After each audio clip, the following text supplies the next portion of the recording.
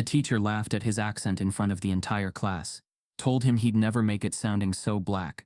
Years later, he's the youngest speaker at the White House, standing under chandeliers, speaking the same way they mocked. But just as the room rises to applaud, he locks eyes with the woman who once humiliated him. And the person standing behind her changes everything. Tobias Jerrell Banks didn't speak much in class. Before we deep dive into this interesting story, subscribe to our channel and tell us where are you watching from. Share in the comments below. Not because he didn't have something to say. His mind was always full of thoughts that twisted like rivers, questions that didn't sit still, and ideas too wide for the lined paper of his school notebook. But in Winslow's 10th grade English class at South Haven High School, silence had become his armor, and every time he thought about raising his hand, a weight in his chest reminded him, they don't want your kind of smart. The classroom was white walls, white desks, white kids, except for him and two others. Posters of Maya Angelou and Langston Hughes hung on the back wall like decorations, not invitations. Ms. Winslow had hung those posters herself. She called it her diversity corner. But the room didn't feel diverse. It felt watched. Tobias sat near the back, next to the window. His seat gave him just enough view of the red clay fields behind the school, and just enough distance from the students who whispered when he walked in. He had long stopped trying to figure out what they said. That morning, the air had the wet smell of coming rain.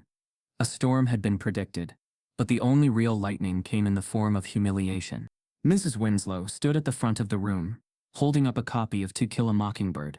Her silver bracelet clinked as she turned the page, her voice crisp, dry and proud, like a morning news anchor. Tobias had never heard someone enunciate so carefully. Every R she hit with precision, every N polished clean. Today, she said, we will each read one paragraph aloud and discuss its deeper meaning. Let's begin with Tobias. His stomach twisted. For a moment he thought she was joking. She usually skipped over him, unless it was to make an example. He felt every eye swing in his direction. The room got quiet. Tobias cleared his throat. He glanced down at the book, words swimming slightly as his nerves flared. In Maycomb, he began, his voice quiet but steady. Folks don't do a whole lot of moving around. It's just slow, you know? Ain't nothing happening fast around these parts. He looked up, hoping he was getting it right. Maybe reading it in the dialect it was written in would show respect to the voice in the book. Ms. Winslow's mouth twitched. A light chuckle escaped her, followed by a snort she couldn't contain. She shook her head slightly, then said loud enough for the front row to hear, well, that's one way to read it. Laughter bloomed. One girl in the front covered her mouth.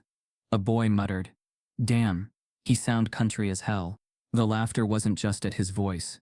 It was at him, his entire being, his roots, his sound. His throat closed up. Ms. Winslow moved on quickly, tossing the moment away like trash. Let's try Sarah next, she said, nice and clear. Tobias sat frozen, eyes fixed on the desk. His ears burned.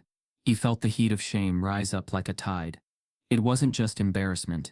It was exposure, like something sacred had been mocked. His voice, his home, his people. All he had done was speak. By lunch, the clip had already made it to Instagram. Someone had recorded it.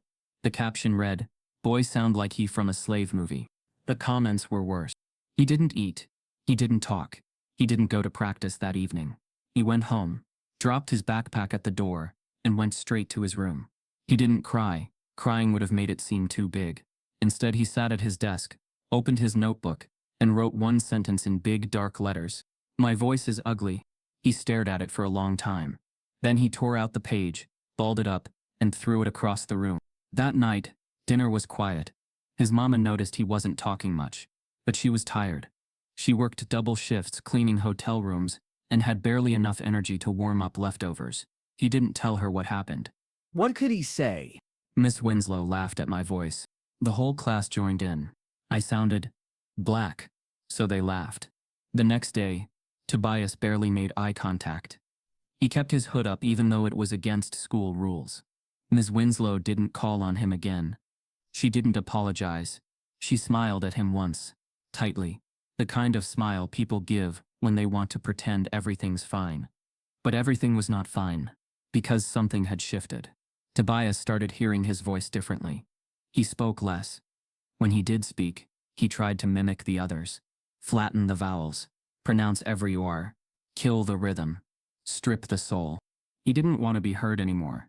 In the hallway between 4th and 5th period, he stopped by his locker and overheard two boys talking. "I ain't gonna lie," one of them said. "I thought he was gonna start beatboxing or something." The other laughed. "You sound like a dude from Roots, bro." They both walked past him like he wasn't there. He shut his locker slowly, his hands shaking. He could feel it, the isolation swelling like pressure under skin. He wasn't just being laughed at, he was being reduced to a joke, to a stereotype, to something other than fully human. Then came Friday. A half day. Teachers always relaxed more on Fridays. Tobias stayed after class to ask about a late assignment. Mrs. Winslow was erasing the board. "Ms. Winslow," he said, voice low. She turned, surprised to see him still there. "I was wondering if I could turn in my paper Monday instead." Her face froze. "Tobias," she said, "we really need to work on your articulation. It's important, especially if you want to be taken seriously." "Taken seriously?" He nodded, biting the inside of his cheek. She smiled like she'd given him a gift.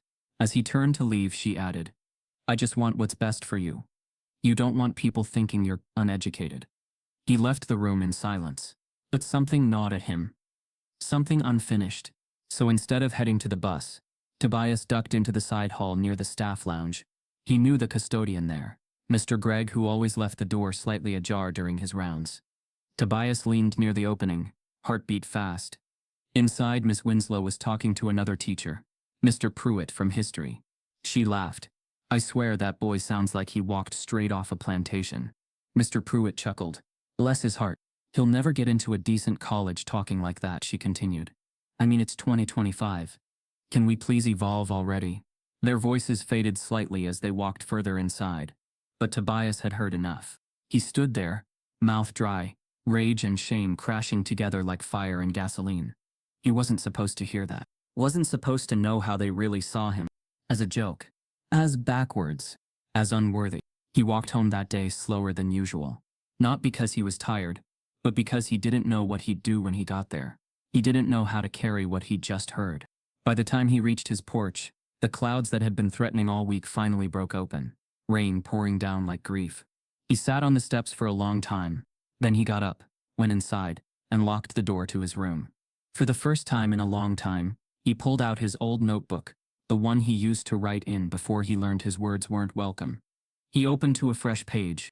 His hand hovered, and then, slowly, he began to write. Not school assignments. Not the version of English they approved of. But his words, his rhythm, his voice. And though his hands shook, something new stirred under the shame. A pulse. A flicker. He didn't know it yet, but the voice they tried to bury had just begun to rise. What Tobias overhears next week in that same teacher's lounge is far worse, and it's about to drag someone else down with him. The rain didn't stop that weekend. It tapped against the windows like an impatient warning, drumming across South Haven with the persistence of something unfinished. Tobias didn't leave his room except to eat. Even then, he barely spoke. The sound of his own voice had turned foreign in his ears, as if it belonged to someone else, someone who needed fixing. Sunday night, while the house was quiet, Tobias stood in front of his mirror. He whispered sentences aloud, forcing himself to pronounce every R, every ing, to smooth over his vowels. He imagined what Ms. Winslow might say if he spoke like that. But the mirror didn't smile back.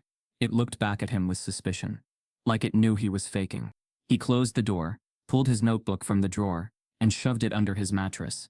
Then he climbed into bed, staring at the ceiling long into the night, the words echoing again. He'll never get into a decent college talking like that. He didn't know yet that the week ahead would carve those words even deeper into his chest. Monday arrived with gray skies and thicker tension. Tobias kept his hoodie up again. Every sound in the hallway felt louder than it should have. Laughter too sharp, footsteps too fast, whispers too obvious. He walked with his head low, eyes trained on the floor tiles. He didn't need to see their faces to know what they thought. They had already laughed. Now they'd forgotten, but he hadn't. By lunch, Tobias's stomach had already started knotting up. He skipped the cafeteria and walked toward the back corridor of the building, the old hallway that led to the faculty lounge. Most students didn't go near it. There was nothing but locked doors and vending machines that barely worked. But Tobias had learned something last week. The teachers talked freely there, and they didn't always close the door. He didn't plan on eavesdropping. Not this time. He just couldn't stop himself from walking that direction. Maybe he wanted to hear something different. Maybe a part of him still hoped it was a misunderstanding, that Ms. Winslow's words were a slip of the tongue, not a reflection of something deeper. That hope was thin, but it was still alive. Tobias pressed his back against the wall and inched closer to the door. He heard voices. Familiar ones. Miss Winslow again. Her tone light, almost amused. She has the nerve to call me biased, she said. Because I corrected his grammar. A male voice replied. Mr. Denny, from the math department. You're doing your job. Kids like that need structure. Otherwise they think that way of speaking is acceptable. Tobias's jaw tightened. That's what I've been saying, Miss Winslow replied. I'm not trying to be mean, but honestly, if someone doesn't teach him, he'll never amount to anything speaking like that. No college is going to take a student who sounds like, well, uneducated. There was a pause. Then laughter. Soft, polite, complicit. Tobias's breath caught. He stepped back, his foot brushing against the vending machine behind him, with a dull thud. The conversation inside didn't stop. He turned and walked away quickly, fists clenched, mouth dry. He didn't cry, not yet, but something cracked inside him. Because now he knew. Last week wasn't a one-time joke. It wasn't heat-of-the-moment laughter. This was what they believed. Deep down, they didn't see him as smart, or capable, or worth investing in. They saw a problem in need of correction. A flaw, a defect. And his defect was his voice. That afternoon, when Miss Winslow passed him in the hallway, she gave him the same tight smile. The one that said, "Look how kind I'm being to you." Tobias didn't smile back. He walked past her and into the boys' bathroom, locked himself in the last stall, and sat on the closed toilet seat with his head in his hands. There were no tears, only heat. His whole body felt like it was humming, but not with power, with helplessness. A high-pitched, invisible scream vibrating through his bones. For the rest of the week, he didn't speak in class. Not one. Even when other teachers called on him, he shook his head or faked a cough. He avoided eye contact. He stopped raising his hand. Every word felt like it would betray him. Reveal too much, invite too much. If his voice could get him laughed at, disqualified, judged, then silence was safer. He became a ghost in the back row. By Thursday, Miss Winslow seemed to notice the change. After class, she asked him to stay behind. Tobias, she said, folding her hands across her desk. Is everything all right? He shrugged. You've been awfully quiet. He stared at a poster behind her. A quote by Toni Morrison. If you want to fly, you have to give up the things that weigh you down. He wondered if his voice was one of those things. You know, she continued, I only correct you because I want you to succeed. I believe you're capable of great things, but you have to present yourself properly. That includes how you speak. Colleges expect a certain tone. Tobias looked down. He didn't answer. She nodded like that was enough. Like silence meant agreement. Have a good day, Tobias. At home, he sat in his room long after dinner, the light from his desk lamp spilling across his bed. The house was quiet. His mama was asleep. The TV in the living room was still murmuring, but low. He reached beneath the mattress and pulled out his old notebook. It was worn. The edges curled. Inside were dozens of pages, notes, rants, poems he never dared share. Most of them written in the way he spoke. Not school English, not essay English, but his English. He flipped to a fresh page. At the top he wrote, They said I sound wrong. He stared at it. Then he kept writing. But my voice is mine. It's my daddy's voice. It's my grandma's porch voice. It's how we laugh, how we pray, how we tell stories after the power go out. It's made of dust and gospel, biscuits and heat. It got rhythm. It got soul. It got pain in it. That don't make it wrong. That make it ours. He stopped, surprised by his own words. They didn't feel like writing. They felt like breathing. He kept going. Words poured out of him, messy, unfiltered, true. Paragraphs spilled onto the next page. And the next. About the humiliation. About the hallway. About the way her voice changed when she talked to him. About how he hated that he believed her. The notebook became a confession booth. A rebellion. He didn't know what it was leading to. He didn't know why it mattered. Only that something inside him didn't want to stay quiet anymore. By Friday, Tobias hadn't said a single word in school all week. Some students noticed. Others didn't. Teachers began to mark him absent even though he was sitting right there.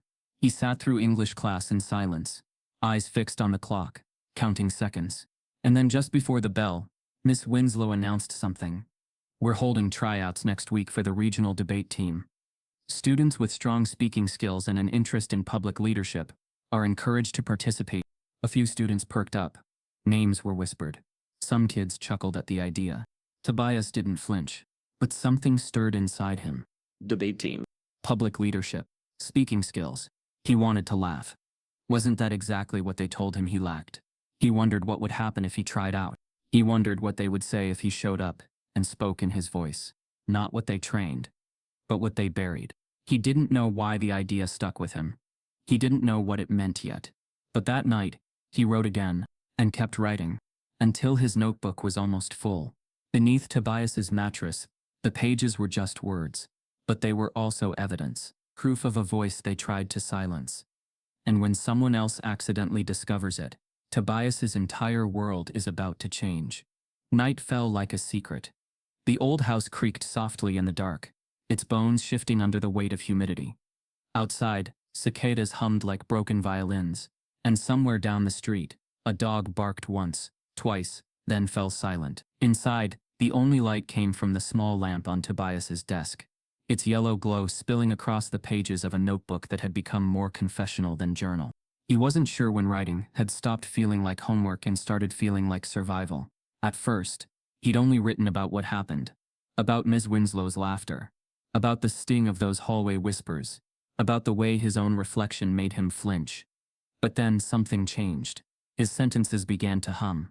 The words started shaping themselves into rhythm. Raw, uneven, alive. He didn't write properly. He didn't care.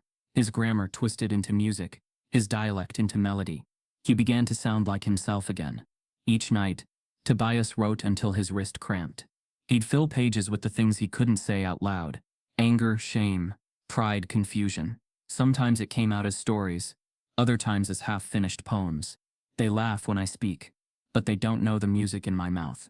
They don't know my grandma's voice sound like church bells. They don't know my daddy said words like thunder. Sometimes he'd stop and stare at the ink, amazed that these thoughts had come from him.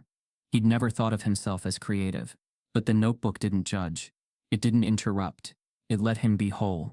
When he wrote, he wasn't Tobias the quiet kid. He wasn't the boy who got laughed at. He was Tobias Banks, the teller, the witness, the voice. And in that room, behind that locked door, his words made him powerful again. Weeks passed. The storm of shame that once hung over him began to thin, little by little. The notebook became his therapy, his rebellion, his proof that he existed beyond their small expectations. But he still hid it. He still slid it back under his mattress every night before bed. Because no one, not his mother, not his classmates, definitely not Ms. Winslow, would understand. It was his only safe place. Until one night in March, someone found it. It was a Friday. The air smelled like frying oil and rain-soaked earth. Tobias's mother, Clarice, had worked a double shift, so she called her older brother, Leonard, to stay with Tobias for the weekend. He's been quiet lately, she told him on the phone. Maybe you can talk some sense into him. Leonard hadn't visited in nearly 3 years. When his old pickup rumbled into the driveway, Tobias looked out the window and saw a man built like a tree trunk, gray around the temples, beard untrimmed, eyes too alert to be peaceful. He wore a leather jacket and carried a small duffel bag that looked older than Tobias himself. Boy done grown up, Leonard said at the door, voice gravelly, worn. Last time I saw you, you was up to my waist. Tobias didn't say much, just nodded, stepped aside, and let him in. The house felt smaller with Leonard in it. His presence filled the air. Tobias couldn't read him. He didn't smile often, didn't speak without purpose. But there was something behind his silence. Something that carried weight. Over dinner, Leonard asked questions. How's school? Fine. Your grades holding up?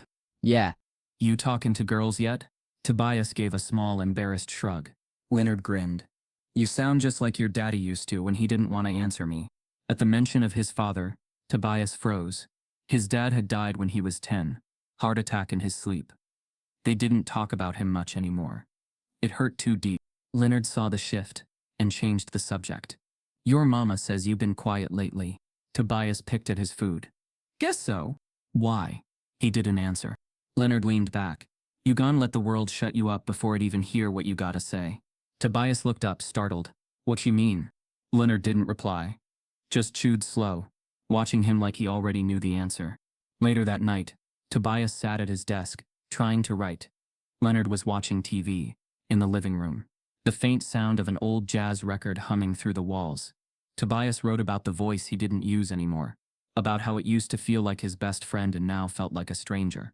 He didn't notice when Leonard walked past his room. He didn't notice when the man paused in the doorway, eyes landing on the paper. But he noticed when Leonard knocked once, then entered. You write? Leonard asked. Tobias froze. A little. Leonard pointed at the page. That don't look like a little. Mind if I take a look? Tobias's instinct screamed no. His chest tightened. But Leonard had the kind of presence that made no sound like disrespect. He slid the notebook across the desk. Leonard flipped through the pages in silence. Minute after minute passed, the sound of paper turning soft and steady. Tobias watched his uncle's face, searching for a sign: mockery, confusion, amusement, but found none. Finally, Leonard set the notebook down and looked at him. You wrote this? Yeah. He nodded slowly.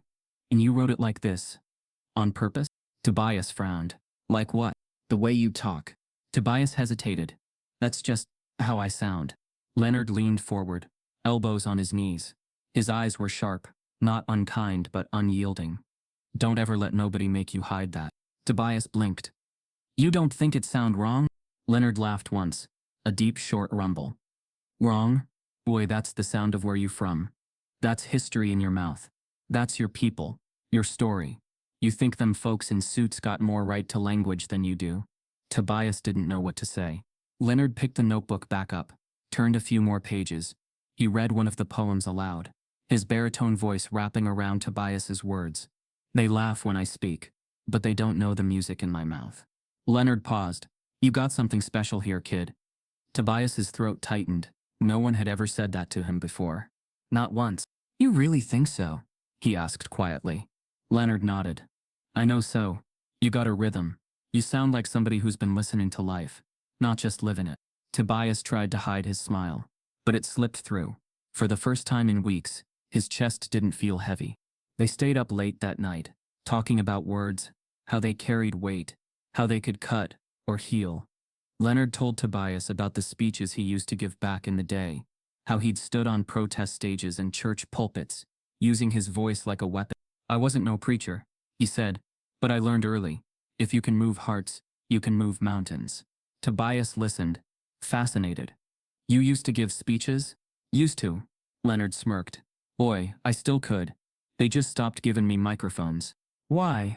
Leonard's smile faded. Truth makes people nervous. Tobias didn't press further, but something about the way Leonard said it, low, careful, made him realize there was more to his uncle than family stories and jazz records. There was something haunted in that voice. When Leonard finally went to bed, Tobias stayed awake, staring at the notebook on his desk. It was strange how validation could feel both like relief and like fire. His words, once shameful, now pulsed with new meaning. Someone saw him. Someone said it wasn't wrong to sound the way he did. And for the first time, Tobias wondered if his voice wasn't a curse, but a calling. He wrote until dawn. The next morning, Leonard was already up, making breakfast.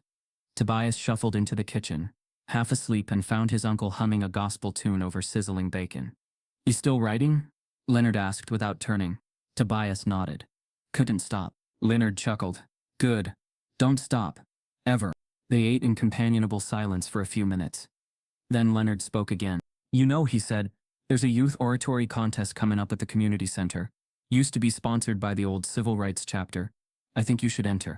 Tobias's fork froze halfway to his mouth. What? You heard me. I don't do that kind of stuff. I don't even like talking in front of class. Leonard smirked. That's exactly why you should. Tobias shook his head. Nah, I'd just mess it up. They want kids who talk proper. Leonard leaned forward, eyes locking on his. Who told you that? Tobias didn't answer. He didn't need to. Leonard sighed. I see. That woman at your school, huh? The one who don't like how you sound. Tobias swallowed hard. How'd you? I'd been around long enough to recognize that kind of poison. Ain't nothing new about it. He paused, his gaze softening. You think our people made it through all this time by speaking like them? Nah, boy. We survived 'cause we never stopped speaking like us. Tobias looked away, uneasy. Still, I can't. Leonard smiled faintly. We'll see about that. That night, Tobias hid the notebook back under his mattress, the words burning like coals in the dark. He didn't know it yet, but Leonard wasn't going to take no for an answer, and the next decision his uncle made would change everything. Uncle Leonard has a past Tobias never knew about, and a challenge he isn't ready for. The following Sunday morning, Tobias woke to the sound of his uncle's voice drifting through the house, not raised in anger, but in rhythm, a slow, pulsing cadence, like waves hitting rock. He followed the sound into the living room. Leonard was sitting in the armchair by the window, sunlight streaming across his lap. In one hand, he held a weathered folder, filled with old clippings and yellowed photos. In the other, a tiny cassette player clicked softly, as it played back a recording grainy, but alive.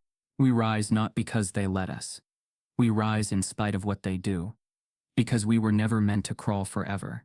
The voice on the tape was younger, sharper, but it was unmistakably Leonard's. Tobias froze. He hadn't expected to hear his uncle's voice like that, commanding, electric, drenched in fire. Leonard looked up and hit pause. Didn't know I kept these, huh? Tobias shook his head. Leonard smiled. Small and knowing. Didn't think I was always this quiet. What is that? Tobias asked, stepping closer. Leonard tapped the cassette player. That's me. About 35 years ago, right before the '88 march on the Capitol. He was speaking. Leonard nodded. Speaking, marching, writing, preaching, when they let me. Tobias blinked. I thought you just drove trucks and did construction. Leonard let out a dry laugh. That's what I did after they shut us down. He handed Tobias the folder. Take a look. Inside were black and white photographs. Leonard on church steps, arms raised in front of a crowd. Newspaper headlines, local pastor challenges, zoning racism, community rallies around youth speaker. Another clipping showed Leonard at a podium, sweat on his brow, eyes fierce with conviction. You was a preacher? Leonard leaned back. Not the kind with robes and choirs. But I preached, from street corners, from community centers, from the back of pickup trucks. I preached truth. I preached rage. I preached hope. Tobias studied the photo again. The man in it looked taller, larger than life. A voice that demanded attention. You don't talk like that no more, Tobias said quietly. Leonard's eyes flicked toward the window. Ain't no point talking when nobody listens. The silence between them thickened. But they did listen once, huh? Leonard nodded slowly. For a while. That afternoon, they sat on the porch together, the notebook open between them. Tobias read aloud one of his poems, hesitant at first but gaining strength with each word. When he finished, Leonard nodded. That's preaching, boy. That's what it sounds like when the truth ain't afraid to speak up. Tobias looked away. Maybe. But it ain't enough. What you mean? I write in here, he said, tapping the notebook. But outside I can't say none of it. Not in class. Not at school. Not where it matter. Leonard stared at him. You scared. Tobias didn't answer. You scared 'cause they already told you what your voice is worth. And you believed them. Tobias's jaw clenched. It is different. So what? They laugh. You don't know what that feel like. Leonard raised an eyebrow. Don't I? His voice dropped. Boy, they threw rocks at me. Spat on me. Called me a monkey with a megaphone. They cut my mic more times than I can count. But I didn't stop speaking. No why? Tobias shook his head. Because every time I opened my mouth, I made him listen. I made him hear us. And you got that same fire. Tobias scoffed. Nah, I'm not like you. Leonard leaned in. No, you not. You softer, quieter. But don't confuse that with weakness. Some of the most dangerous voices don't need to shout. He let the words hang. Then he said, I want you to do the oratory contest. Tobias stiffened. What? You heard me. I'm not doing that. Why not? I don't talk in front of people. You write like you got something to say. That's different. No, it ain't. Tobias stood up, shaking his head. You don't get it.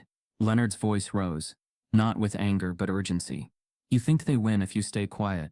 That silence is safety. You let them bury your voice. You let them bury you.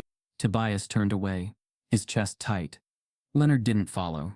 You don't gotta be perfect, he called out. You just gotta be real. But Tobias didn't turn back. That night, Tobias lay in bed, staring at the ceiling. His thoughts spun. The idea of speaking publicly, openly, made his skin crawl. He pictured Miss Winslow in the crowd, arms folded, that same smug smile. He pictured the hallway kids laughing again. He pictured failure. But then, he remembered Leonard's voice on that cassette. He remembered the conviction, the fearlessness. Could he ever sound like that? He didn't know. But the question lingered in his chest, hot and heavy. The next morning, Leonard drove Tobias to school. As they pulled up to the curb, Leonard cut the engine and looked over. "You don't have to speak today," he said. "But don't forget, every day you stay silent. Someone else controls your story." Tobias opened the door but paused. "Why'd you stop?" Leonard frowned. "Stop what?" "Preachin', speakin', all that." Leonard looked out at the school building. They stopped inviting. Then they stopped listening. Then they started threatening. Tobias waited. "They told me if I didn't quiet down, they'd take my license. Said I was radicalizing youth. Said I was divisive." He shrugged. "So I learned to stay small." The words hit Tobias like a warning. Or a prophecy. He stepped out of the truck and shut the door. By the end of the week, Leonard left. He gave Tobias a long hug and said, "I ain't finished with you yet, boy." Tobias laughed, unsure what he meant. He'd find out soon. A week later, the school counselor made an announcement during homeroom. South Haven High will be represented at the county's Youth Oratory Showcase next month. Applications closed this morning. Congrats to our student speaker, Tobias Banks. Heads turned, whispers shot through the room. Tobias sat frozen, confusion washing over him like cold water. The teacher smiled. "Tobias, we're excited to see what you'll bring to the stage." He blinked. "What?" She laughed. "Didn't your uncle sign the form?" "We got the paperwork Monday morning." Very enthusiastic. Tobias's face flushed. His heart pounded. Leonard. The whole class was looking at him now. Some curious, some amused. One boy muttered, "They letting him speak?" The room laughed. Tobias shrank in his seat, fury and fear colliding.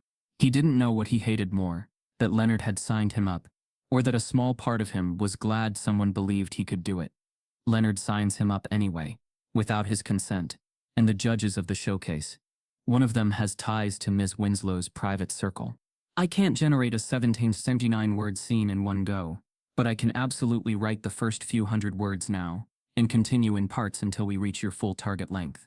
This keeps the pacing natural and ensures each section stays vivid and emotionally charged." The gym smelled of floor polish and nerves, folding chairs stretched in perfect rows beneath buzzing lights, and the echo of laughter bounced off the bleachers.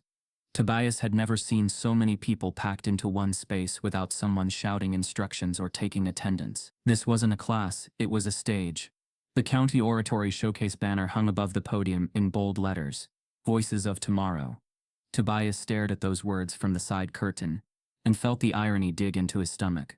Tomorrow was supposed to belong to people who spoke clean. People who sounded like Miss Winslow, not like him.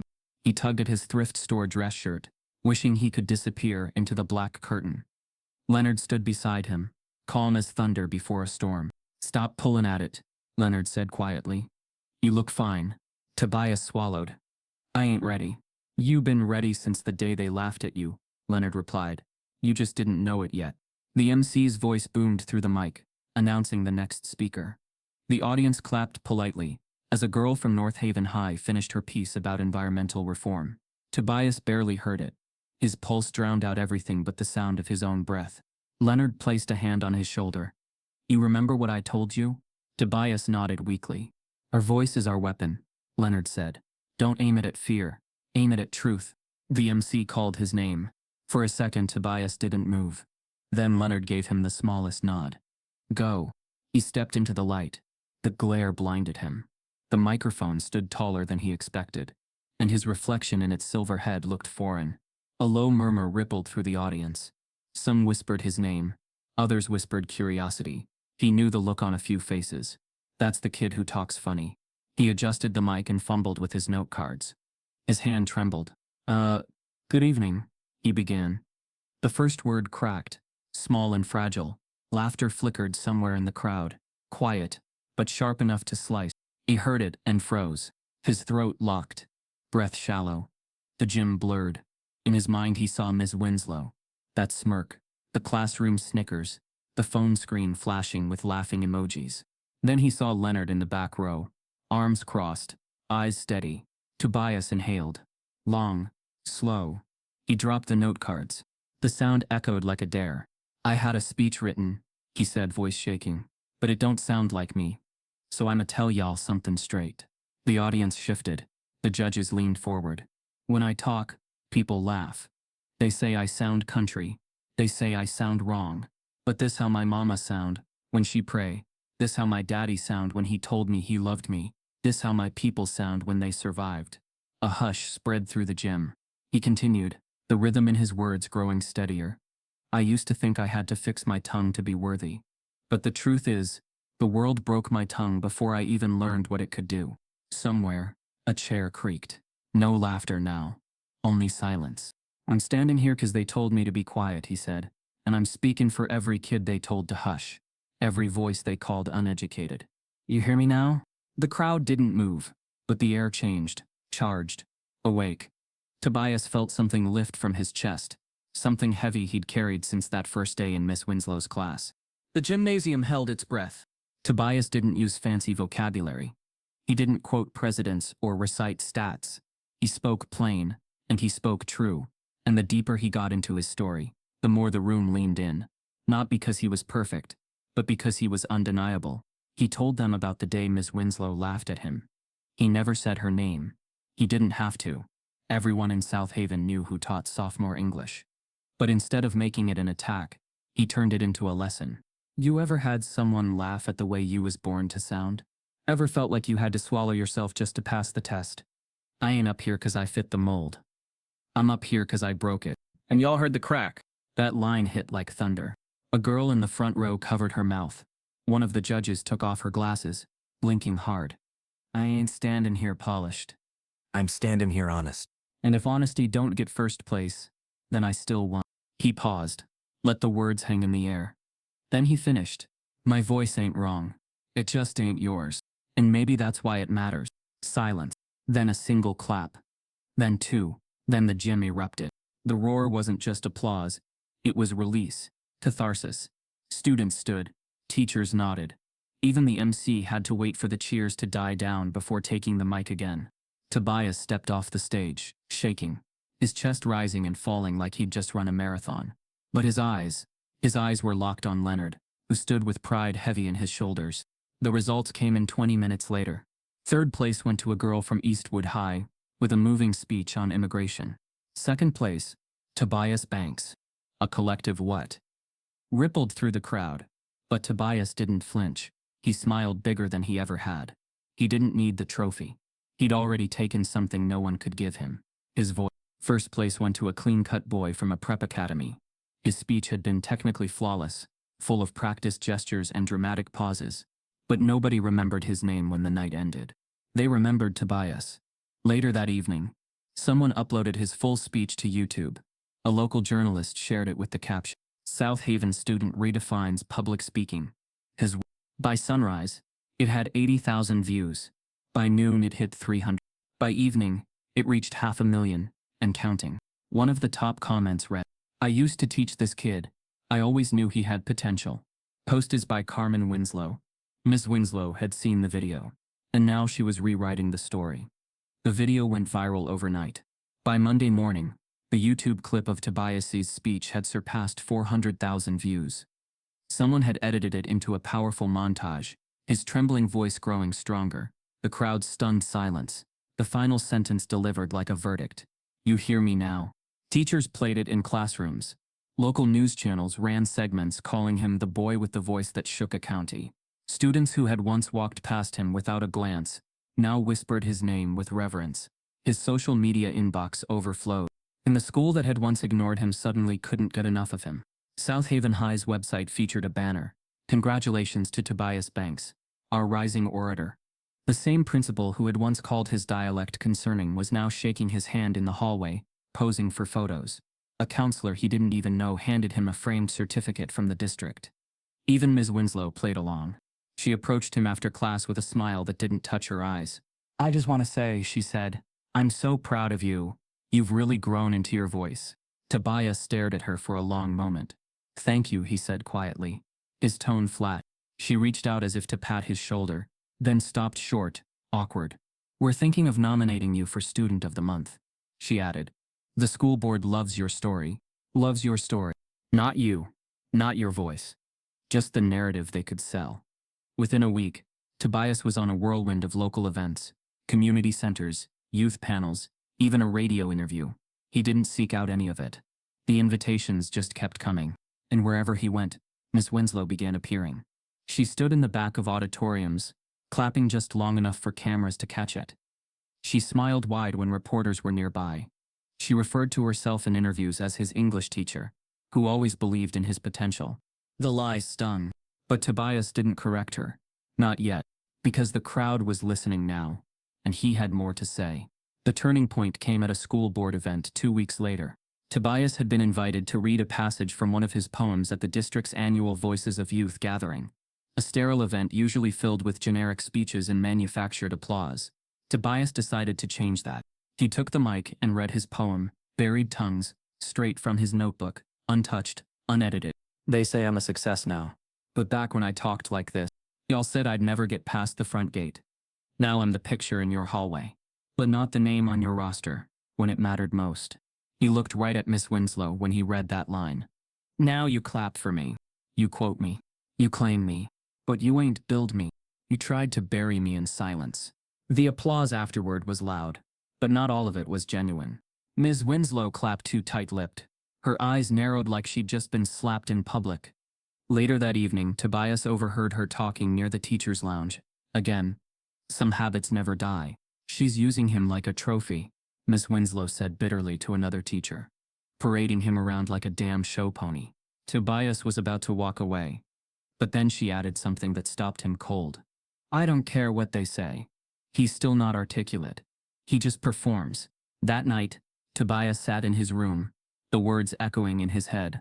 Not articulate, just a performance, a show pony. Even now, after everything. He opened his notebook but didn't write. He couldn't.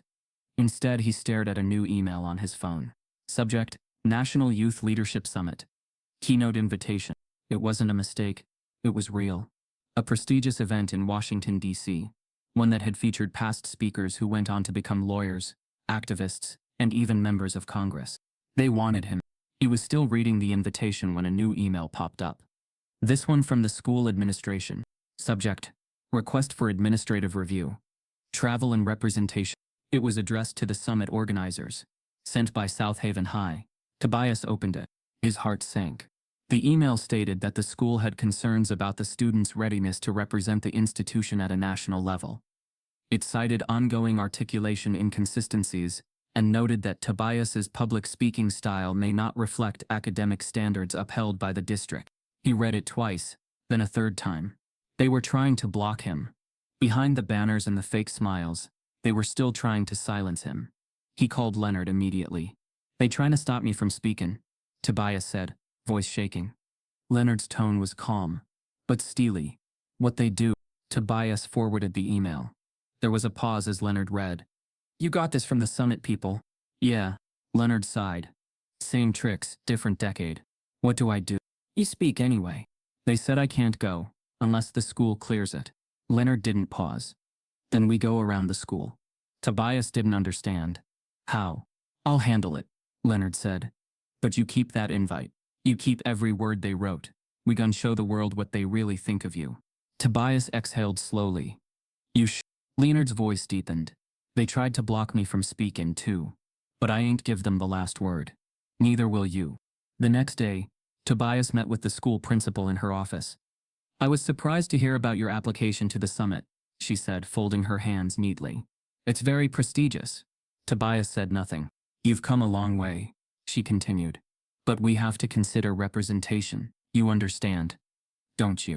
I understand, Tobias replied flatly. But y'all like me better when I don't sound like myself. She blinked. That's not what this is about. No? It's about readiness. You're under a microscope now. Tobias nodded slowly. Funny. Y'all ain't worried about that when you posted me on the homepage. The principal's jaw tightened. I'm going, Tobias said. Even if you don't sign off. She straightened. That would be a violation of policy. Tobias stood up. Then call it what it is.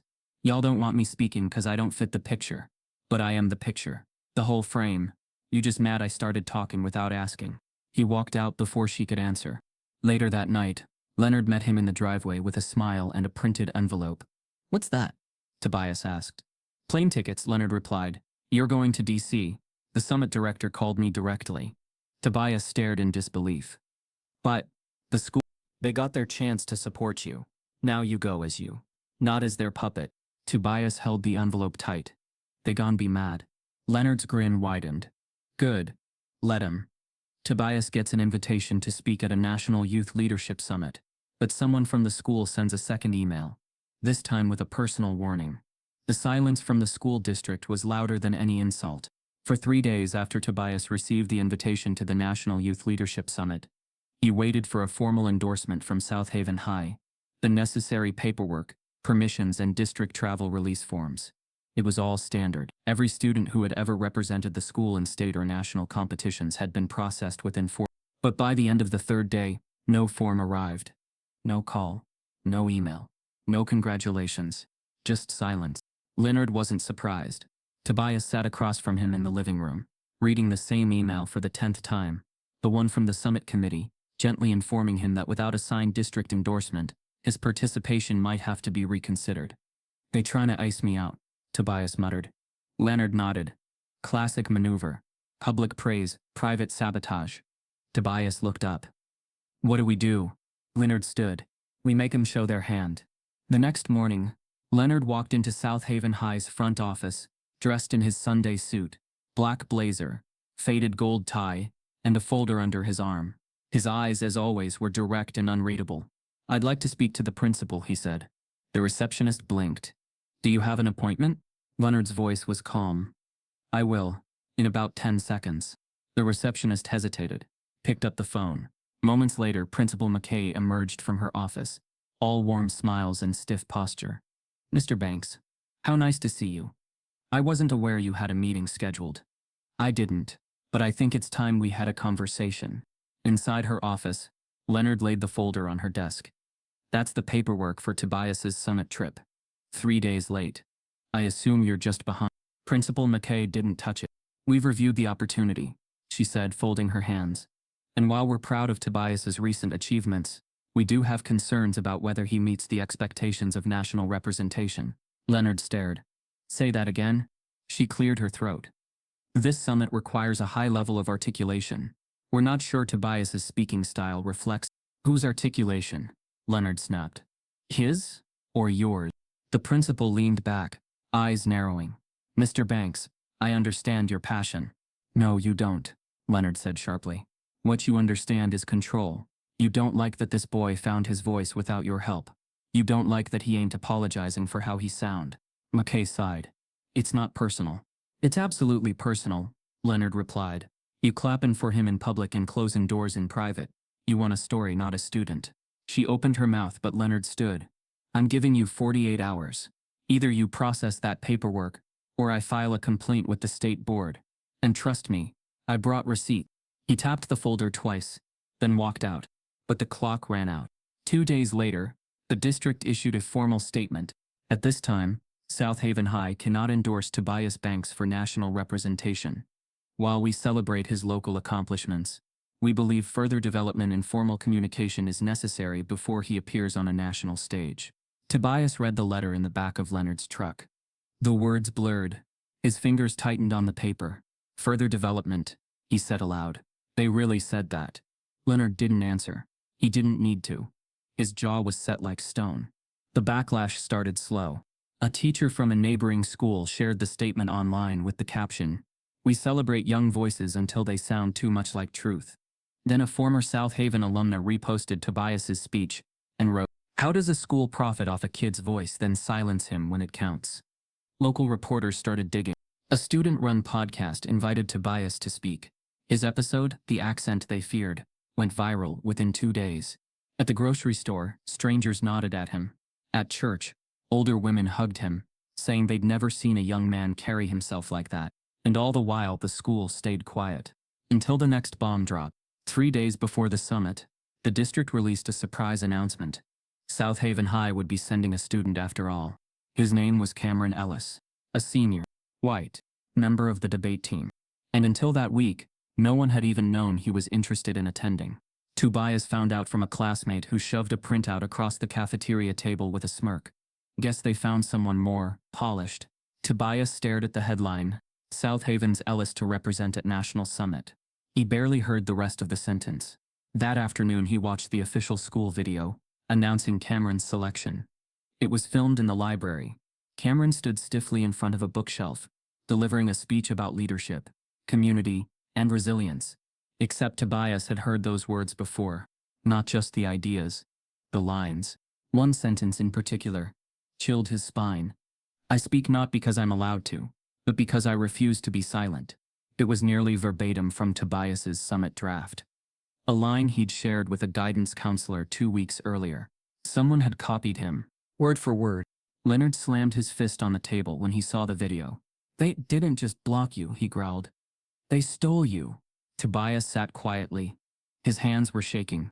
I knew they was dirty, Leonard said. But this is theft. This is intentional. Tobias looked up. He's going to DC with my words. Leonard nodded. Yeah, but not alone. Tobias's notebook, the one he thought was hidden, may be the only proof he has. But when he goes to retrieve it, it's missing. And someone else now holds the evidence. Tobias tore apart his bedroom in silence. Pillows flung, mattress flipped, drawers emptied. The notebook was gone. His voice, his truth, his evidence, vanished.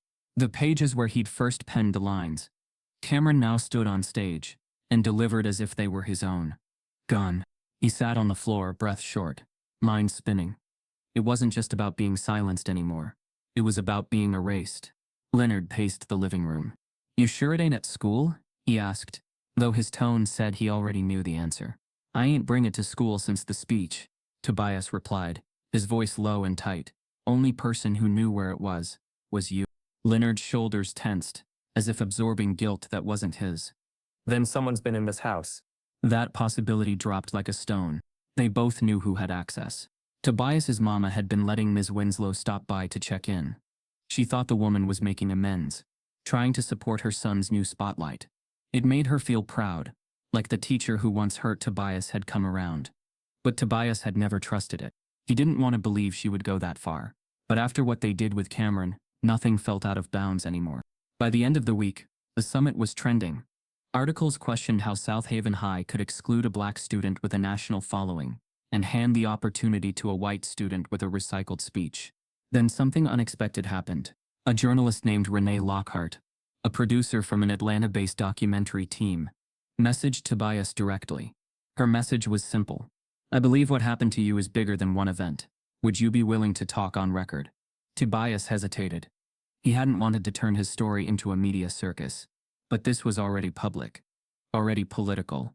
So he agreed. Renee arrived with a small crew, just a sound tech and a camera operator.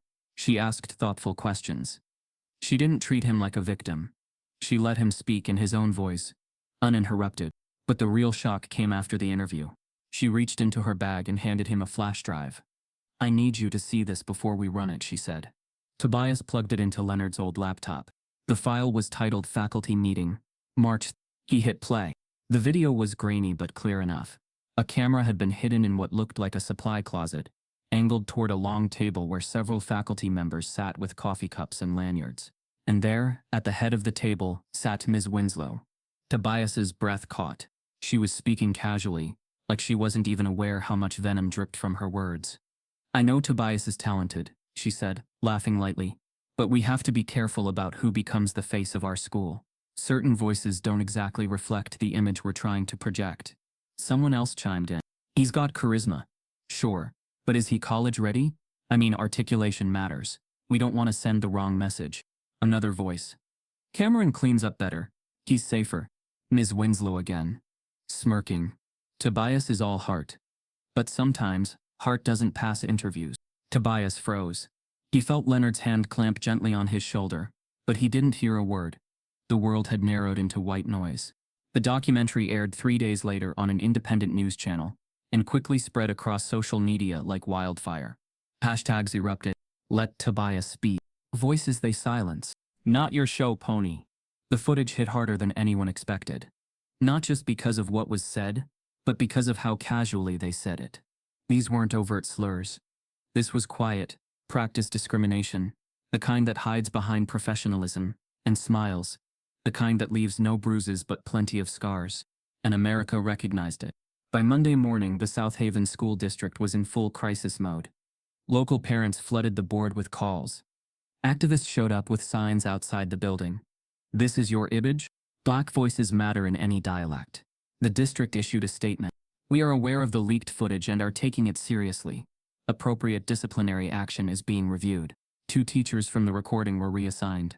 Ms. Winslow was placed on administrative suspension pending an internal investigation, but not fired. That fact, not fired, triggered even more outrage. Tobias watched the coverage quietly. He didn't want revenge. He didn't want her life ruined. He just wanted truth.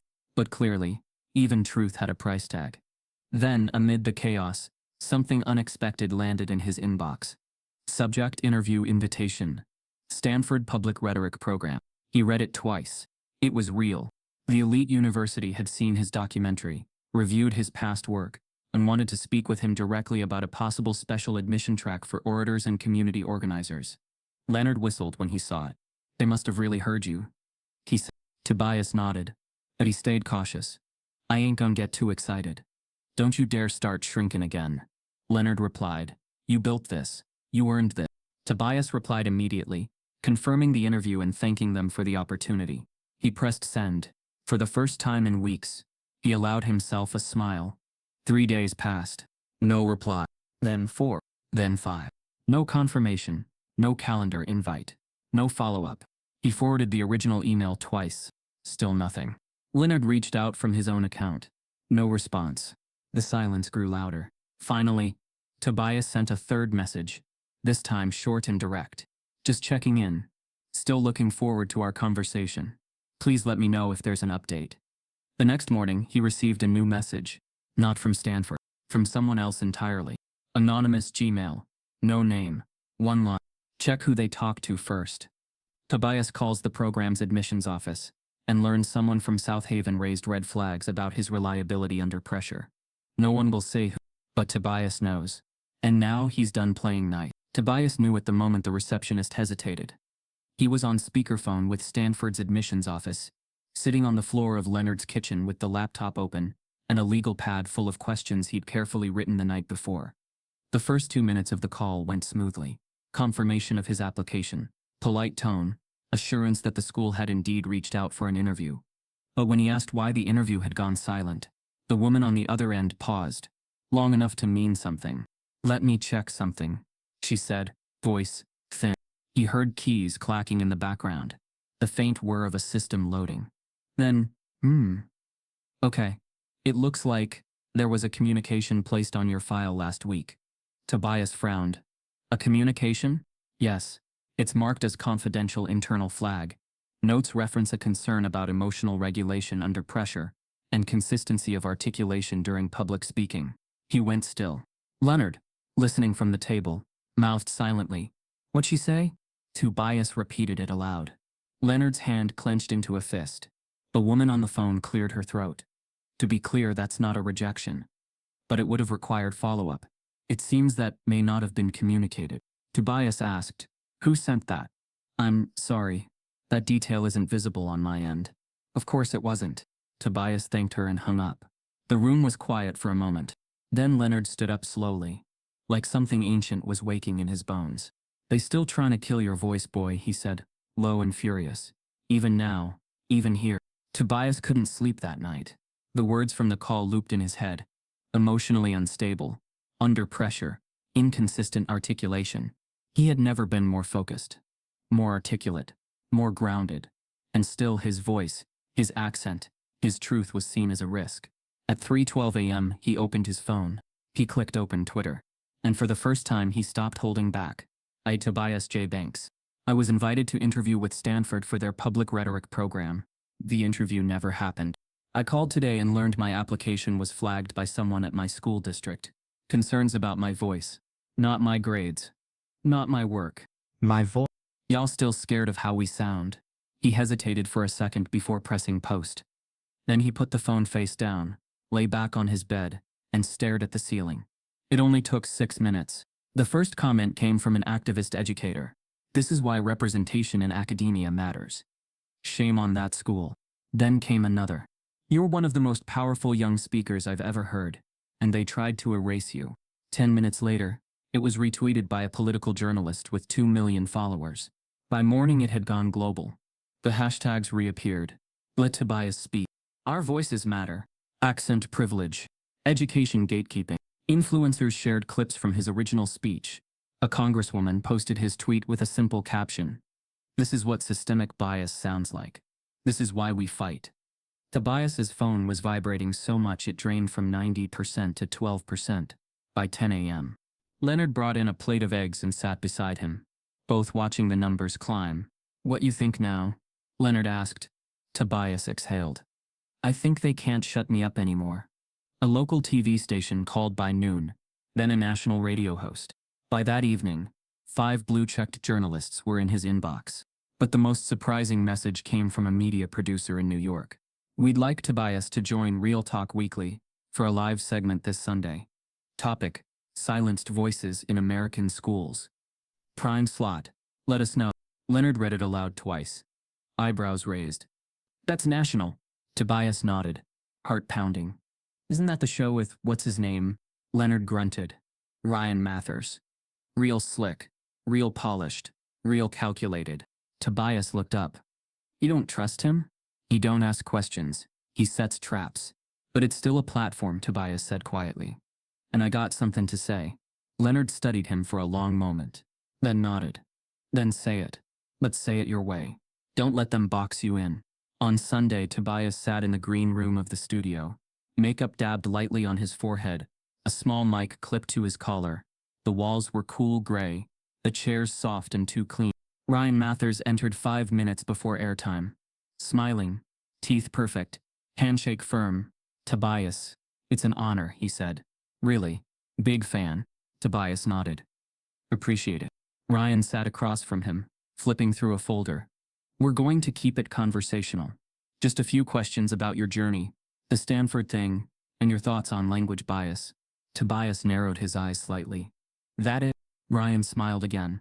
Unless there's something else you want to say. Tobias said nothing, but something about the man's tone made his stomach tighten. The countdown began. Leave in 5. The lights turned hot. The cameras blinked red. Ryan leaned forward, smiling at the lens. Tonight we're joined by Tobias Banks, the high school student, whose voice both literally and figuratively has challenged the nation's education system. Tobias, welcome. Thank you, Tobias said calmly. Ryan's opening questions were softballs. Background. How he started speaking. What inspired his writing.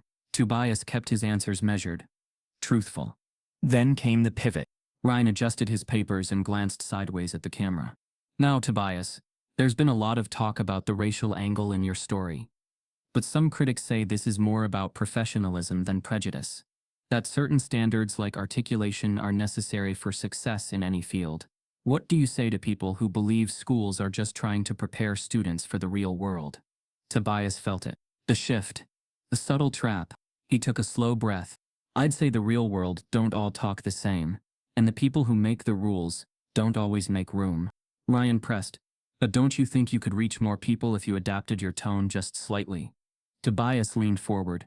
I reach people now, not by sounding like them, but by sounding like me. You only ask us to change when we don't fit your picture, and that ain't education. That's erasure. Ryan blinked, just for a second. The producers in the booth paused. Tobias didn't stop. Y'all say articulate when you mean white. You say professional when you mean quiet. But my voice ain't unprofessional. It's unfamiliar. And unfamiliar don't mean unworthy. There was silence. Then applause from the audience, from staff, from even a few crew members in the shadows. Ryan smiled, tighter this time. Powerful words. Not words, Tobias said. Truth. Backstage, a young intern slips Tobias a note before he leaves the studio. Scrawled on hotel stationery. You didn't hear this from me, but Stanford's board didn't block you. Someone at the summit committee did. And they're tied to your school. The note was barely folded. Tobias held it in the green room hallway. The ink still fresh from a nervous hand. You didn't hear this from me, but Stanford's board didn't block you. Someone at the summit committee did. And they're tied to your school. His stomach dropped.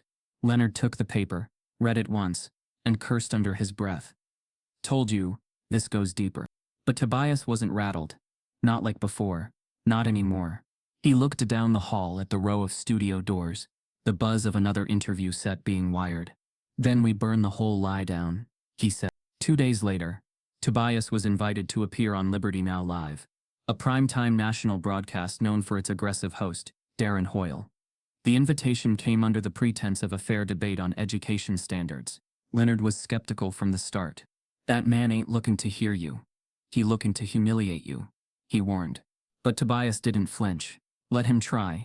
You sure? Tobias nodded. They ain't gonna frame me quiet again. The stage was colder this time. The lights brighter. The smiles sharper. Tobias sat opposite Darren Hoyle, a conservative pundit with a reputation for talking over guests and baiting them into televised meltdowns. He wore a suit so stiff it looked laminated, and a grin that never quite reached his eyes. Joining us tonight, Darren said to the camera, is the young man behind last week's viral backlash against Stanford. Tobias Banks, the boy some are calling the accent activist. Tobias kept his face neutral. Calm. Watch. We're glad you're here, Darren said. Let's get right into it. At first, the questions were polished. Why do you believe your voice was discriminated against?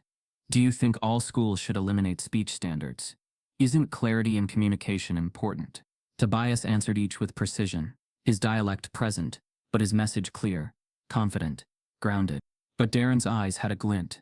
Then came the pivot. He gestured to the screen behind them. Now, Tobias, he said, we found this clip from your school's security archive last year. You were caught skipping class using some colorful language. The screen lit up with grainy footage. Tobias, standing outside the school with 2 other students, laughing, swearing, imitating a teacher in a mocking voice. The volume was boosted to make it sound more aggressive than it was. That was a year ago, Tobias said coolly, and off campus. Darren leaned in. But doesn't this raise questions about your maturity? I mean, this is the young man Stanford should have recruited. A pause. He turned to the camera. America is watching, he said. And we're wondering, is this a hero or just another kid who got lucky with one speech? Tobias didn't blink. You done? He asked. The studio got quiet. Tobias leaned forward. You want me to be embarrassed by something I said, as a kid, off the clock, while being human? Go ahead. But let's talk about the real question here. Darren raised an eyebrow. Why y'all so scared of how I sound now? Why y'all digging up dirt to discredit someone talking about dignity? Tobias's voice didn't rise. It sank, deep, controlled, heavy. You call it standards. I call it silence. You call it maturity. I call it manipulation. Because when a black boy speaks with pride, y'all don't call it eloquent. You call it dangerous. Darren opened his mouth, but Tobias cut in. Frederick Douglass once said, power concedes nothing without a demand. It never did and it never will. He looked directly into the camera. Well, I'm demanding. Not for pity. Not for charity. Just for the room to sound like me and still be seen as whole. A slow breath. You ain't gotta like my voice. But you will respect it. Silence. The control room didn't cue applause, but the cameras caught it anyway. Tobias still calm, unshaken. And Darren Hoyle, blinking fast, caught off script. The interview trended by nightfall. Clips flooded every social platform. Celebrities reposted it with praise. Educators quoted him. Civil rights attorneys began tweeting breakdowns of school policy. One professor wrote, Tobias Banks is the evolution of our rhetorical legacy. Baldwin, Malcolm, now him. But it was a message from a lesser-known source that changed everything. An email. Subject line. Invitation, National Justice and Speech Initiative. Elijah Truth Foundation. The foundation doesn't just want to honor Tobias. They want him to lead a national youth oratory campaign. Fully funded. And the first stop? Ms. Winslow's hometown. The invitation came in an envelope so crisp it almost felt unreal. It wasn't a phone call, a DM or an email. This time, it was a letter. Heavy cardstock, the Harvard crest embossed in red foil, with a simple, elegant heading. Harvard Kennedy School of Government. Office of Public Leadership and Civic Rhetoric. Full Scholarship Award Letter. Tobias Jerrell Banks. Leonard read it twice before Tobias could even react. "I told you," he said, voice thick. "They couldn't mute you forever." Tobias stared at the paper, unblinking. "This real?" Leonard placed a weathered hand on his shoulder. "It's as real as every lie they told you wasn't." The scholarship covered everything: tuition, room, board, travel. And in an unprecedented move, the school arranged a private flight to pick Tobias up from Georgia. It wasn't a PR stunt, it was logistics. Harvard had already begun filming a documentary on the evolution of public oratory in America, and Tobias was now part of its closing chapter. When the jet touched down at the small municipal airport, it drew a small crowd. Local reporters came, neighbors, students from South Haven High, and yes, Miss Winslow. She stood near the edge of the crowd, sunglasses on, her arms folded. She didn't approach him. She didn't need to. Her presence alone was a whisper from the past. Harvard was colder, cleaner, older than Tobias expected. Every hallway buzzed with history. Every classroom felt like it had witnessed centuries. He was one of the youngest students ever admitted to their new oratory leadership initiative, and certainly the only one who had never been formally trained. But he didn't shrink. He stood tall, because for the first time, the weight of the institution wasn't a threat. It was a platform. And Tobias knew what to do with platforms now. His first speaking engagement as a student was in Belgium, at a United Nations Youth Justice Conference.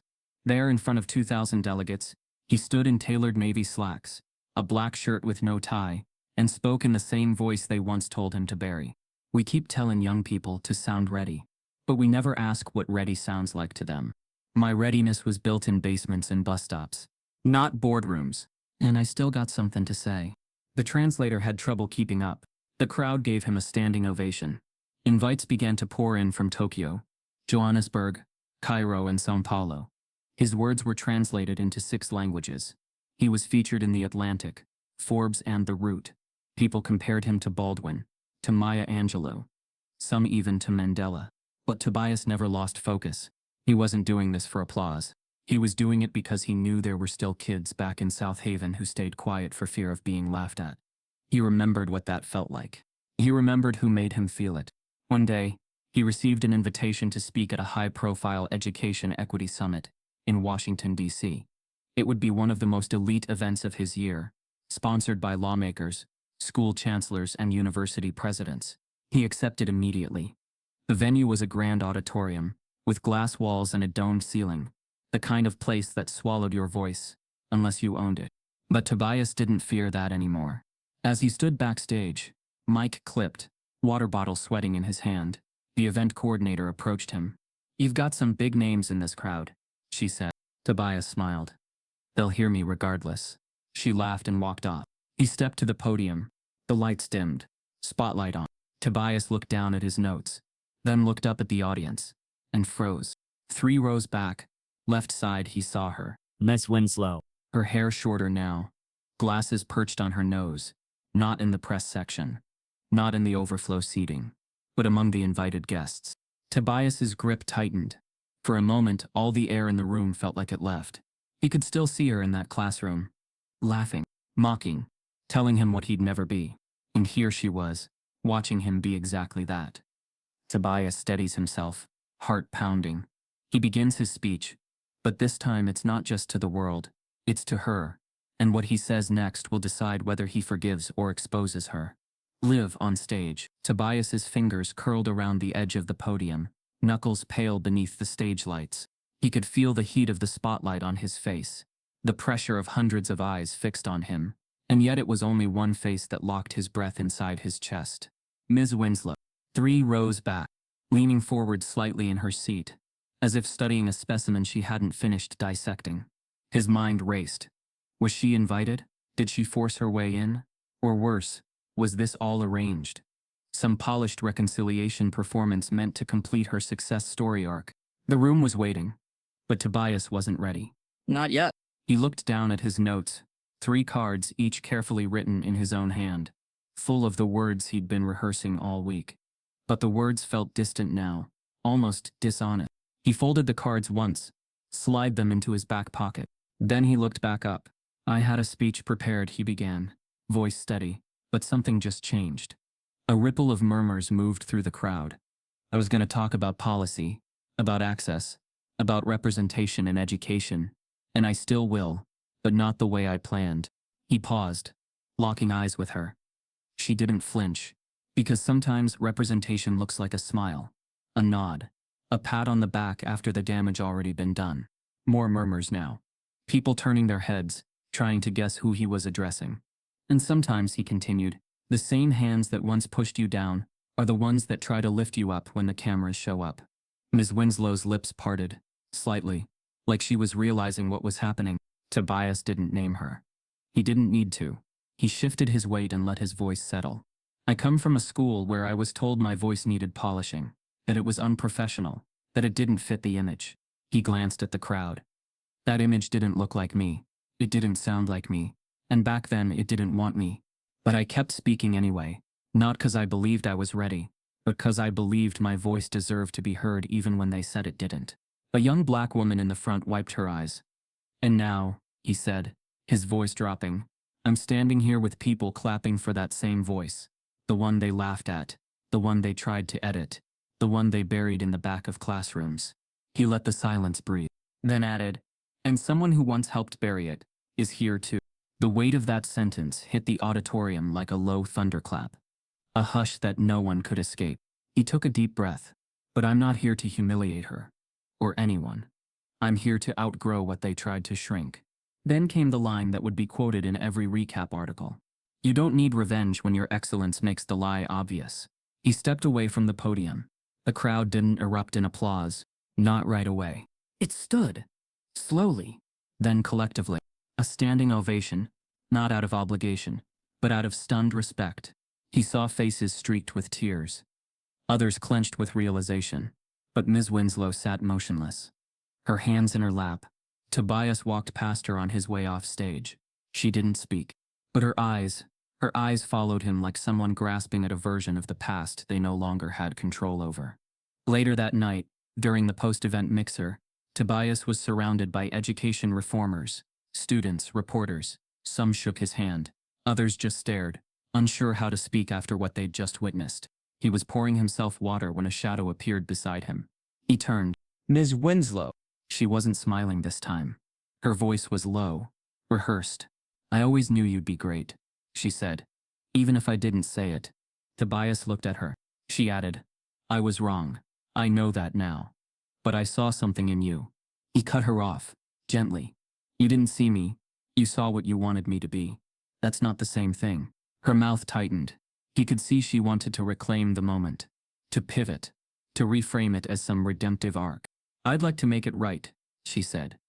Publicly. Maybe in a joint article. Stop. She blinked. Tobias stepped slightly closer.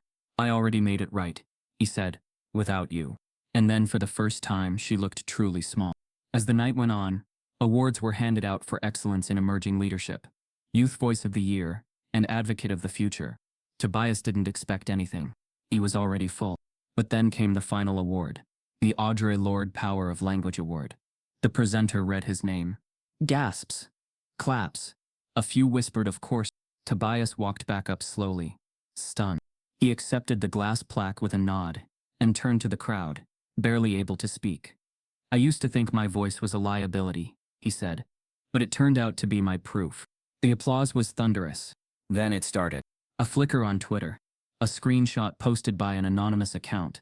A photo of Tobias at 15, wearing a t-shirt with a controversial activist quote printed across it. Then came another. A blurry clip of him from 2 years ago, during a walkout protest, shouting through a megaphone. The audio twisted, incomplete. Then another. Did Tobias Banks really earn this award, or is he just a woke media darling?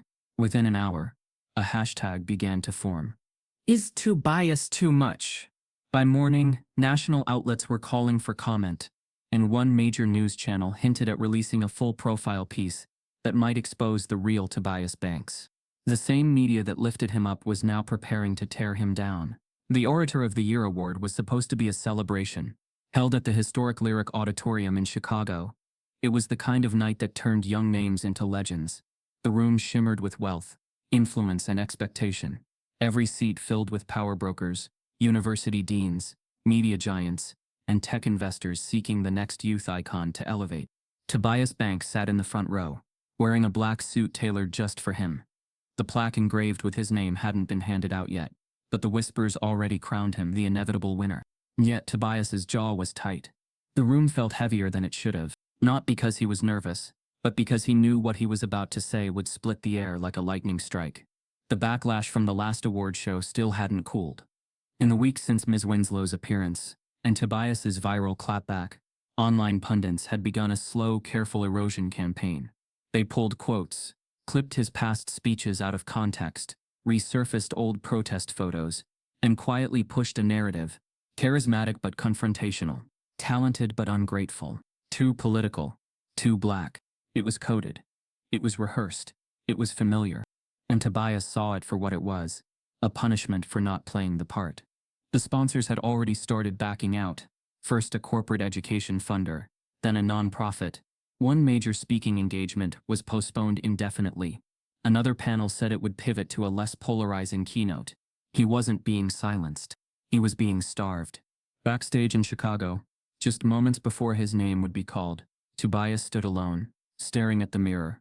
He had two versions of the speech in his pocket.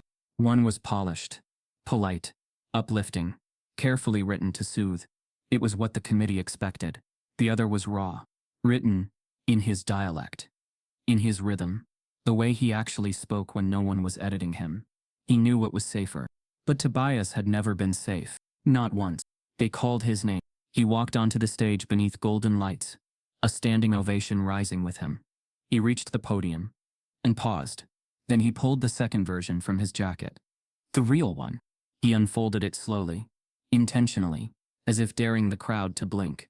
"I got something to say," he began, his voice sure, accent thick and beautiful. "And I ain't gonna say it in nobody else's language but mine." There was a pause in the crowd. Not confusion, attention. "This award mean a lot," he continued, "but it don't mean more than my truth. And my truth is, my voice was born in kitchens, and porches and church basements. It was shaped by mothers who hummed while they cleaned and fathers who told stories with broken verbs. And whole truth." He looked up. "They say we gotta sound a certain way to be seen as smart, as safe, as worthy. But I'm done shapeshiftin'. For comfort. I'm done wrapping my words in disguises." The crowd shifted, murmured, "I talk how I talk, and I talk like my people. And my people, we survived without a grammar check." The room split. Some faces lit up with fire. Others stiffened. "I ain't here to make y'all feel better about me," Tobias said. "I'm here to make you uncomfortable about the systems that tried to mute me." He closed his speech with a final line that would be quoted, debated, and dissected for months. "You don't need to change how you sound to be brilliant. You just need to believe your sound is brilliance." He folded the paper, stepped back, and the applause came, roaring, weeping, electric from half the room. The other half, stone silence. Within 24 hours it had made national headlines. The woke orator. Too much, too soon. Tobias Banks. The voice that defies decency. Sponsors flee controversial speech. At Chicago Gala, Fox News ran a full segment dissecting his word choice. A conservative columnist called him the greatest threat to respectable progress. Editorials appeared titled, "The Cost of Cultural Arrogance. Why Tobias Banks Just Lost the Nation." Online he was trending under two different hashtags. Tobias Truth and Tobias Toof. The lines were drawn. He wasn't a rising star anymore. He was a battlefield. In the weeks that followed, invitations disappeared. Endorsements went silent. One nonprofit wrote, "While we admire Tobias's passion, we feel his tone may alienate future donors." A scheduled TED-style talk was pulled. No explanation. Even Harvard remained diplomatically distant. No official statements. No denouncement. Just absence. Tobias stopped writing. He canceled interviews. He didn't leave his apartment. Leonard visited once, sat beside him without saying anything, then finally broke the silence. "You think they only loved you because you were polite?" Tobias didn't answer. Leonard stared out the window. "They gave you a stage. You gave them your truth. They mad 'cause they thought they was renting your mouth." Tobias said quietly, "Maybe I should have kept it lighter." Leonard turned. "Then it wouldn't have been yours." Days passed. Tobias thought about quitting. Not out of fear but fatigue. Because fighting for your voice every day was a slow, quiet ache. And when the applause turned cold, the silence could feel like drowning. He started drafting a post. Thank you for the journey. I'm stepping back for now. But then, an envelope slid under his door. No stamp, no address. Just handwriting he didn't recognize.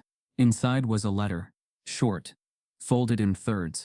It read, My name's Elijah. I'm 11. My teacher said I talk too loud and wrong. I saw you on YouTube. Mama showed me. I told her, he sound like me.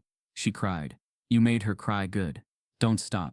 At the bottom, a drawing of Tobias holding a microphone, and a small kid standing beside him. Tobias stares at the drawing, tears building. Then his phone buzzes. A new invitation. This one from the White House. They want him to speak at the Civil Rights Gala, and they don't ask him to change a single word. The letter didn't leave his hands for hours. Tobias sat on the worn leather couch in his apartment, fingers curled around the creased edges of the page, as if afraid it would disappear. The sunlight outside had dimmed, but he hadn't turned on the lamps. The only thing illuminating the room was the open envelope in his lap. He'd read it at least a dozen times. Each word rang truer than the headlines that had tried to erase him. My name's Elijah. I'm 11. My teacher said I talk too loud and wrong. Too loud. Too wrong. The same words they had used on him. I saw you on YouTube. Mama showed me. I told her. He sound like me. She cried. You made her cry good. Don't stop. At the bottom of the letter, the hand-drawn picture of Tobias and the boy was slightly off-proportioned. Tobias was 8 feet tall, smiling with a giant microphone, and Elijah stood next to him in a hoodie with big round eyes. It was imperfect. It was beautiful. And it broke him. He cried without noise, the kind of crying that feels like release, not weakness. For all the speeches, the articles, the awards, the backlash, this was why he spoke. Not for applause, not for institutions, not even for legacy, but for kids like Elijah, who had been told they were too loud, too black, too different to belong. Kids who were one insult away from shutting up forever. Tobias wiped his eyes and whispered to no one. I see you, Elijah. I hear you. Then he picked up his notebook, the one he thought he'd buried. For the next week, he didn't take a single call. He barely ate. He wrote. Late into the night, in quiet cafes, in train stations, on the back steps of Harvard's lecture halls, he outlined something bigger than himself. A program, a platform, a promise. He named it the Echo Project, a nationwide initiative to train, mentor, and amplify the voices of young Black orators in underserved schools. Its motto, our voice, our rhythm, our right. Within a month, Tobias had recruited 5 educators, 3 speech coaches, and 2 former students of color who had been kicked out of debate clubs for being too expressive. He launched a pilot in Jackson, Mississippi, Elijah's hometown. He didn't tell the boy beforehand. He wanted it to be a surprise. When Tobias walked into the community center gym on opening day, kids lined the bleachers, waiting. Some were shy, others giggled nervously. One wore a hoodie that said loud on purpose. And there, in the second row, sat Elijah, mouth open, eyes wide. Is that him? He whispered to his mother. Tobias stepped to the mic. Elijah Banks? He called. The boy blinked. My last name's Johnson. Tobias smiled. Nah, today it's Banks. You part of this now. The crowd laughed. And something new sparked in that gym. Something wild and sacred. Over the next 3 months, the Echo Project spread. Atlanta, Baltimore, Detroit, Oakland. Tobias crisscrossed the country in hoodies and Timberlands, walking into schools where counselors still told Black boys to talk better, where debate teams still excluded urban rhythms, where quiet, brilliant girls still got labeled sassy for speaking up. He taught them code switching as a tool, not a demand. He gave them scripts but told them to break them. He told them that articulation without authenticity was just performance. And he reminded them, your voice is not a mistake, it's a map. Follow it. The media ignored him at first. He was no longer trending. But word of mouth traveled faster than algorithms. Clips of 10-year-olds delivering fiery speeches in Mississippi dialects, Bronx cadences, and Carolina drawls began going viral. Y'all say I sound like trouble, but I sound like tradition. I ain't loud. I'm just not quiet no more. Y'all want me soft, but I come from warriors. Soon, schools were reaching out to host Echo programs. Then sponsors. Then cities. And then came the night Tobias returned to South Haven. The community center there hadn't changed much. The floors were still cracked. The folding chairs still wobbled. The staff still tired. But when Tobias entered, the crowd roared. A full circle moment. And sitting near the back, his mother, her hands clasped, tears quietly rolling down her face. She hadn't known what to say when all this first began. Now she didn't need to. Tobias's voice said it all. That night, back in his hotel room, he sat at the edge of the bed with his phone in hand. One unread message. Subject line, from the Office of Public Engagement, the White House. He clicked. Mr. Banks, The President and First Lady cordially invite you to deliver a keynote address at the White House Civil Rights Gala next month. He didn't finish reading it. He just smiled, and for the first time since it all began, he felt it not just hope, but peace. He whispers to himself, "We made it. Elijah." Then his phone rings again. This time, it's Harvard. The Dean of Public Rhetoric sounds panicked. "Tobias, we have a problem. There's someone who's trying to block your White House appearance. And they have connections inside the Department of Education." Tobias Jerrell Banks stepped into the East Room of the White House under crystal chandeliers, and the soft hush of diplomats, activists and world leaders, all gathered to mark a moment in American civil rights history. The room shimmered with gold frames, portraits of presidents long gone, and the heavy sense that tonight would be remembered. Tobias's footsteps echoed softly on the polished floor, his black suit crisp, his tie a deep blue that matched the velvet curtains. But he carried more than his outfit. He carried every laugh, every whispered "he sounds wrong," every late-night note in a hidden notebook, every time his voice had been drowned out by expectation. He had dreamed of this moment in silent rooms. He had rehearsed it in basements and empty classrooms, and now, here he stood, youngest keynote speaker at a gala commemorating the very fights his family had heard about on Sunday morning radio sermons. The audience quieted, as the master of ceremonies welcomed him. They did not know the full weight of his story. They knew he was remarkable. They knew he was young. They knew his voice had stirred viral movement. But they did not yet understand how he had been silenced, how he had been told to reshape himself for them. He cleared his throat, took a slow breath, and allowed the hush to fill him. "When I was 16, I spoke in class, and my teacher laughed, not just at my words, at my sound, at the rhythm of my mouth, at the story behind where that sound came from. And everyone laughed with her, because they had been taught what a student should sound like." The silence didn't break. It deepened. "Tonight, I stand not as someone who finally got to sound right. I stand as someone who refused to be told I was wrong for how I sound. Because my voice, our voices, are not mistakes. They are histories, full of rhythm and resilience. They are futures." The chandeliers shimmered overhead. The room felt suspended in time. He spoke of his hometown, a red clay soil town, where the evenings smelled like magnolia and old June thunder. He spoke of his mama's voice when she called him in for dinner, after school. He spoke of his daddy's laughter when he told a joke in the yard. He spoke of Sunday sermons, jazzy, gospel-bridged, the congregation clapping in irregular beats that told truth in the unpolished. They said I had to lose the mama inflection. They said I had to stop ghetto twang. They said I had to fix my articulation, or I'd be invisible. But visibility wasn't the problem. Erasure was. And I decided I'd rather speak and be heard than speak and be reshaped. The applause was long, silent at first, then rising. He could feel the resonance in the room. He spoke of the program he launched, the Echo Project, and how across the country 10-year-olds had found their voices in dialects, once labeled too casual, too black, too rural, too urban. He described the first scholarship recipient his program funded, a girl from Detroit, whose cadence carried the beat of her father's drum, who once told him, "When I spoke like me, the teacher told me I'd never move up." Tonight our voices travel not because they were polished, but because they were proven. Because the world finally heard that the very thing they mocked might just be the language of liberation.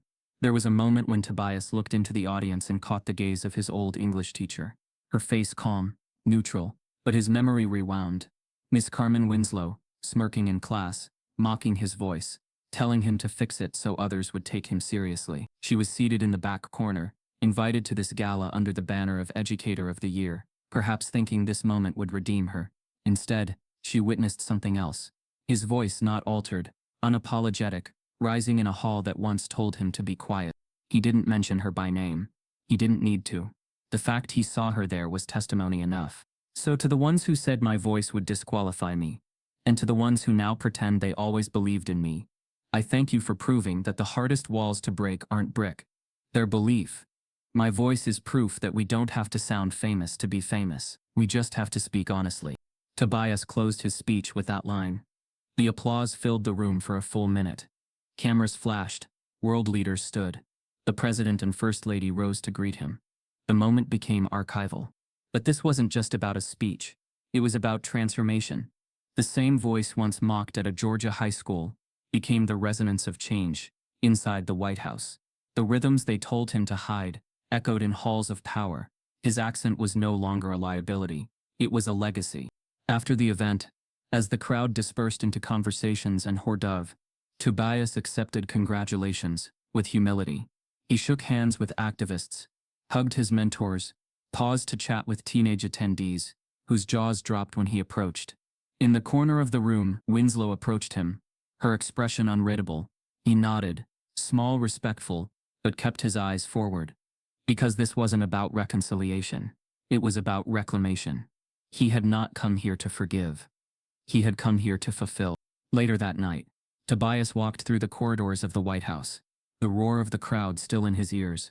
He reached a balcony overlooking the South Lawn, the lights of Washington shimmering like stars low on the horizon. He held the gala's glass award in his hand, a shape of the United States, etched with his name, a symbol of where he'd landed.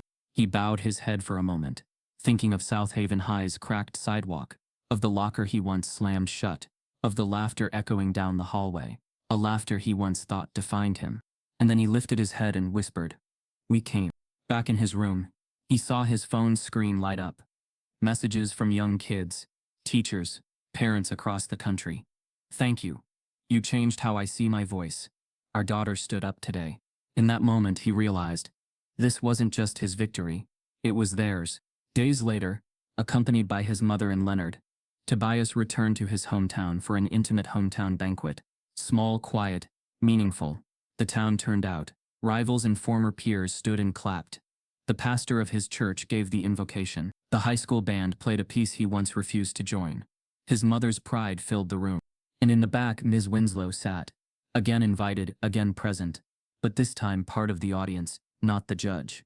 The first teacher who laughed at him now watched him be honored. He didn't nod at her. He offered space, but didn't offer forgiveness. He spoke briefly. Words measured, heartfelt, about origins and destiny, about voices and power. He said, "The same place that tried to silence me is the place I came back to stand strong." The audience rose. The band played louder, and he smiled. And then the final step, standing on the stage at South Haven High School. Not as a nervous student, not as a mocked voice, but as a guest of honor. The auditorium lights dimmed. The same red clay soil smelled in the air. The same banners hung in the gym. Tobias walked in, his head high, his voice ready. Students stood, teachers clapped, and he faced the crowd. This time the laughter wasn't at him. It was for him. As he took his place at the microphone, he looked into the audience and saw across the aisle a figure rising to greet him. Miss Winslow stood up, applauding, but behind her, someone else stood too. Someone Tobias had never expected, and whose identity would change everything. If you've ever been told your voice wasn't enough because of how you sound, where you're from, or what you carry, this story was for you.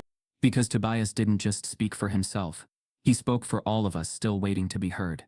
Type yes if you believe every voice deserves respect. Subscribe if this broke your heart and lit a fire.